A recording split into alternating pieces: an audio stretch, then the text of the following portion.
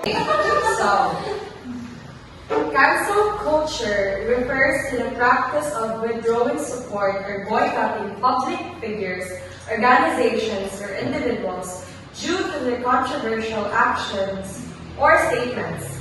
It often occurs on social media and aims to hold people accountable, but can spark debates about free speech, accountability, and the potential for overreaction or mob mentality. I also want to add about what another delve deeper explanation of cancel culture. It is a hubristic phenomenon. It is trying to erase history, monuments, cultural norms, and etc. in order to comply with the expectations of today's social pressures. It is also elevating things that are considered offensive while not accepting that it might be a factual and happened. It is putting your head in the sand, and it is from 1950s modern development. So In short, cancel culture, it aims to silence or cancel, boycott, and by the people's past actions or opinions. So may tabok siya dili lang sa social media, but also sa government, sa schools, and even sa friendships.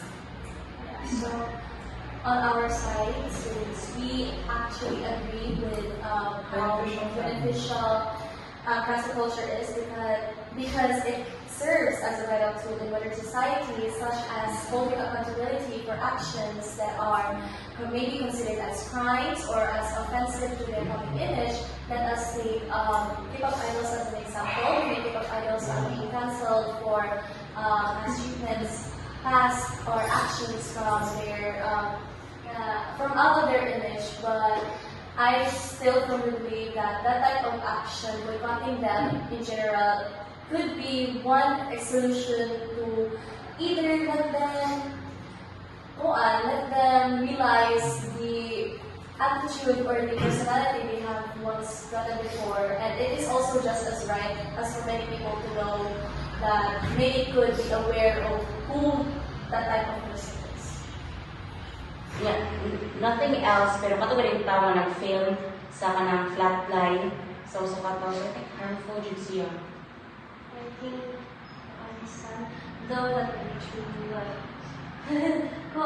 karang she said that for herself like I think maybe if she done it without intention or intentionally, I think karang since iya man yung nabuhan, she's bound to face that type of consequence.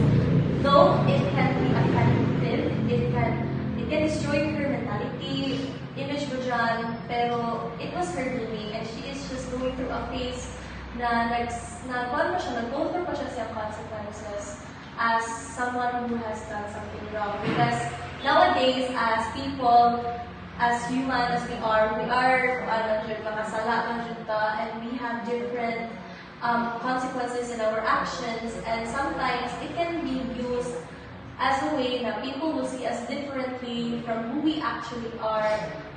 Pero that is in her part na if she wants to prove herself na siya mismo sa iyang kagaling mo na kung dili siya like the so-called queen flatline, and I think it is her responsibility to stand up for herself para maka-benefit ko siya sa iyang kagaling mo if man di ay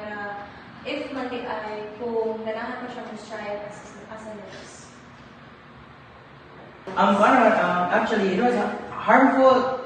The iyang deserve niya ang katuma. Deserve niya ang mga bashings and everything. Ito sa iyang sa iyong pandiyan. Pero like naka-affect siya sa mga nurses nga nag-work abroad. O halos sila because na news man nabalita man siya. So ang tanaw na sa mga nurses abroad, ay mga Filipino nurses nga nag-work abroad is like doon na nila pagtanaw kay mga wala. Murag dili sila murag lang pa gawin nila tanaw nila sa mga mga nurses kay like, wala sila work ethics or whatsoever kay tungod gid ato mga certain nga action sa isa. Kumbaga dili lang ang dili lang kato nga student nurse ang napektuhan kundi ang halos tanan nga nurses Filipino nurses, dili lang dili sa Philippines, kundi all over the world. But actually, katong naabot na siya sa kanang kuan sa abroad, it's because tungod po sa pag-call out. Kay too much na pag-call out niya o muna kanang na spread siya, especially ang kuan nga platform kay sa TikTok. So dali ra kay na kuan niya tuad nga kanang Some influencers receive fake informations or fake issues that people make out of jealousy.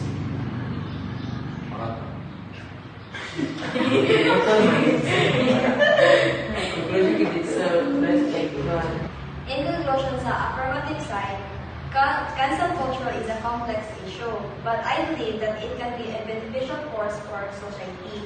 When used responsibly, it can help to hold people accountable, promote social change, and give a voice to the marginalized. We're talking about cancel culture is about accountability culture, which recognizes the wrongdoings of a person. Also, in conclusion sa akong side as affirmative, kay cancel culture is somehow beneficial because it holds powerful people like the government accountable for their bad actions and helps create a fairer world, and we can also avoid injustices sa mga happenings nga bad. Okay, so I believe that cancel culture is harmful because to conclude it promotes division rather than accountability and understanding. I believe that cancel culture can be harmful because it fosters division rather than accountability and understanding. It hinders us from having an open dialogue towards one another. Instead of open up ta sa ato ang mga opinions, kay we are na-conquer na ta sa ato ang fear nga mo-express tungkol sa judgment sa ubang tao. Na-control na tama, na-consume na tama sa fear.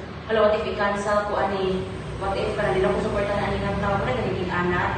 And it also it damages one's mental health and iyang reputation, especially same sa itong mga na-topic ganina. And also, mo siya nag-give siya o unfair treatment sa uban nga grabe ra kayo sa excessive ra kayo ang consequences na mahatag. Dili siya proportionate po sa kung unsa jud ang iyang naluad na palala pagit ang mga situations. A counter-argument about the things we have tackled from beginning to the last. So, while some critics claim that cancel culture can lead to unfair consequences and suppress free speech, these instances are exceptions rather than the rule. The fear of a mob mentality overlooks the careful and thoughtful application of cancel culture that champions justice and accountability.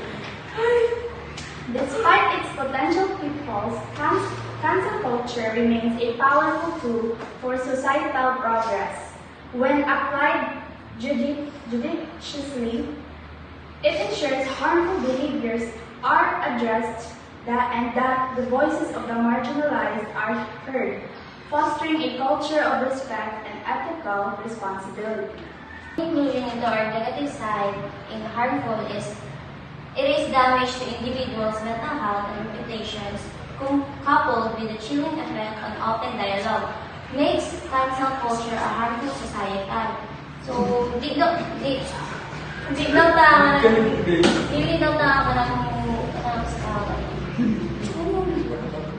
we can judge. Okay, so the next topic is all about Andrea Brillantes. She is also an influencer, a celebrity, a well-known celebrity, and she has linked with multiple celebrities, male celebrities also, and it has been going around that third party siya, especially people are calling her out katong time sa buwag sa kanya. So, both sides, do you think that it was beneficial or harmful to Andrea ang call out sa Tanaw mo I think Isa. Tanaw mo sa Okay, go. Okay, 1, Yes, 1, 2, 3, go. I think it is beneficial.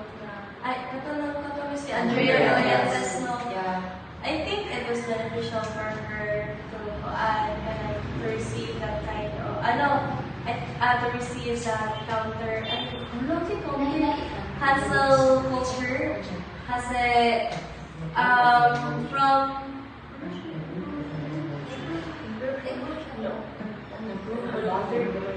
I think, Wala. I think she is like one of the influencers that even though na-receive siya backlash, she doesn't use it negatively, but she uses it as a way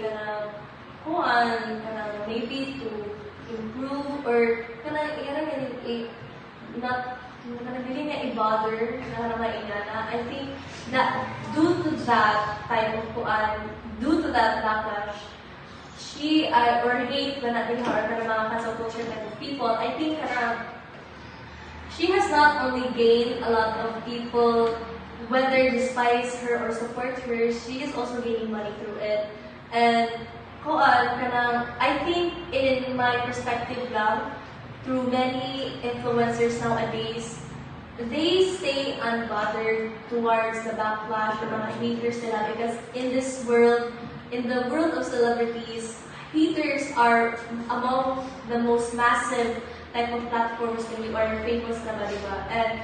And when kanang yung ilang hate kay, it is also beneficial for Andrea, for someone who is unbothered by that. Okay, she receives popularity, she booms a lot in social media, whether may it be a scandal or kuan sa support ba na niya, and she's also gaining money through it. Yeah. Pero wala kayo proof sa? Still. Wala kayo proof sa? Knowing na she's a celebrity, nakabenefit niya, no? Kaya ang popularity, even if maka-receive man siyang backlash from other people, still, bad publicity. So social media was not good. It's very easy to earn money from Yes. in social media was not good. It is very easy.